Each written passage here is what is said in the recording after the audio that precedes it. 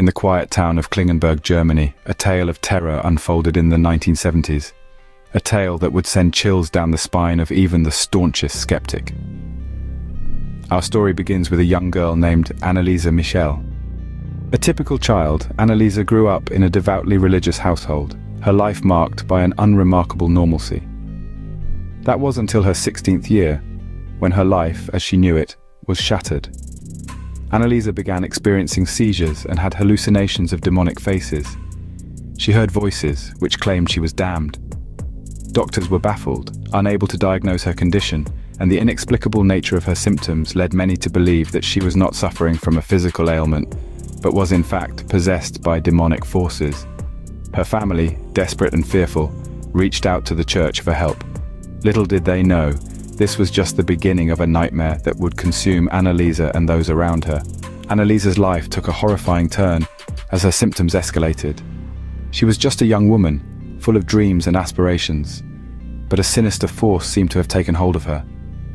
Anneliese's behavior became increasingly unsettling. She began to hear voices, dark and whispering, which filled her with dread and terror. She saw demonic faces, twisted and malevolent, which haunted her waking hours. Her body writhed and contorted in ways that defied explanation. Despite the desperate attempts of her family and doctors to intervene, the medical treatments proved futile. Anneliese's physical health continued to deteriorate, her mental state spiraling into an abyss of darkness. The once vibrant and jovial girl was now consumed by a terror that seemed to originate from another realm. As the conventional methods failed, her parents, devout Catholics, turned to their faith for answers. They sought the guidance of their church, convinced that their beloved daughter was in the throes of a demonic possession. The church, initially skeptical, eventually concurred. The decision was made to initiate the rites of exorcism, a decision that marked a turning point in Anneliese's life, for better or for worse. It was a desperate measure, born out of a desperate situation. A spiritual warfare was about to be waged, a fight for the very soul of Anneliese Michel. The young woman, already ravaged by the unexplained phenomenon, was plunged into a series of exorcisms. These sessions were intended to rid her of the malevolent entities that had taken residence within her. But as we will soon discover, they led her down a path of unimaginable torment. As science failed, faith took the reins, leading Anneliese down a path of unimaginable torment. What followed was a series of exorcisms that would shock the world. These exorcisms were not short, one-off events. They were grueling sessions, lasting hours on end, and were conducted over a period of 10 months. Anneliese was subjected to 67 exorcism sessions, almost 1 to 2 every week. The exorcisms were led by 2 priests, Father Arnold Rentz and Pastor Ernst Alt, who firmly believed in the presence of demonic entities within Anneliese.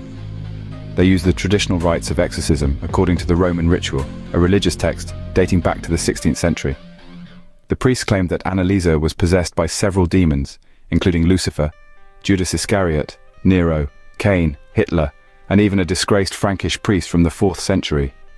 The sessions were intense, to say the least. Anneliese would often scream, growl, and thrash about, her voice morphing into a deep, guttural growl that seemed inhuman.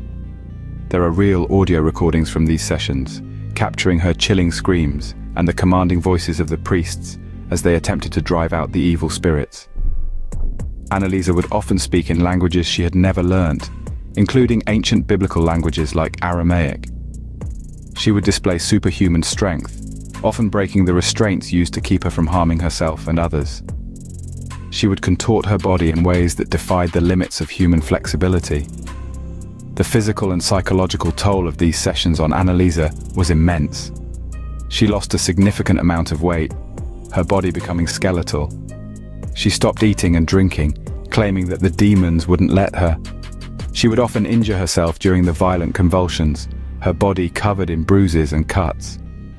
The exorcisms took a devastating toll on her health. Despite the intense suffering, Anneliese held on to her faith. She believed that her suffering was a way for her to atone for the sins of others. In the end, Anneliese's frail body could no longer withstand the ordeal. But her story, the story of a young woman caught in a terrifying clash between faith and science, between the natural and the supernatural, would continue to echo through the ages. Anneliese's death sparked a firestorm of controversy. The shocking circumstances surrounding her demise ignited a legal battle that shook society's faith and trust. Her parents and the priests who performed the 67 exorcisms were put on trial for negligent homicide. The court wrestled with a complex question. Was it possession or mental illness that led to Anneliese's tragic end? The trial drew immense public attention, polarizing opinions. Some viewed it as a damning indictment of religious extremism, while others saw it as a profound failure of the medical system. The societal pulse was throbbing with heated debates about mental health, the supernatural, and the intersection of the two. In the end, the court ruled that Anneliese's death could have been prevented with appropriate medical intervention. Her parents and the priest received suspended sentences. Anneliese's story ignited a conversation that continues to this day, challenging our understanding of faith, science, and the unseen forces that may dwell among us. Anneliese Michel's story is a chilling reminder of the intersection between faith, fear, and the unexplained. Her life and the tragic events surrounding it have become a touchstone in popular culture, inspiring films, books, and endless debate. Her tale, shrouded in mystery and terror, has captivated the curious, the skeptical, and the believing alike. The echoes of Anneliese's experience continue to reverberate through discussions on mental health, challenging our understanding of the mind and its vulnerabilities. With every retelling, her story begs the question, what do we truly know about the human mind and its capacity for suffering or salvation?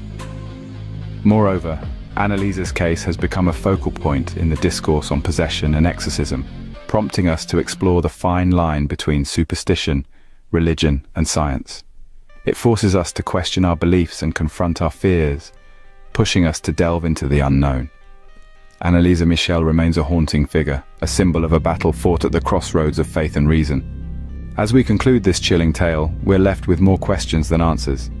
Anneliese Michel's story has pushed us to question, to think, and to explore the depth of our own understanding. We hope that this journey, unsettling as it may have been, has sparked a curiosity and a desire to delve deeper into the mysteries of our world. If you enjoyed this video, don't forget to hit the like button and subscribe to our channel. We have many more chilling tales to share, each one a journey into the unknown, where the line between the natural and the supernatural blurs, where faith and reason grapple, and where fear and curiosity intertwine. Be a part of our community, join us in our quest for understanding, and let's continue to question, explore, and learn together. Until next time, keep exploring the unexplained, and remember, the world is full of mysteries waiting to be unraveled.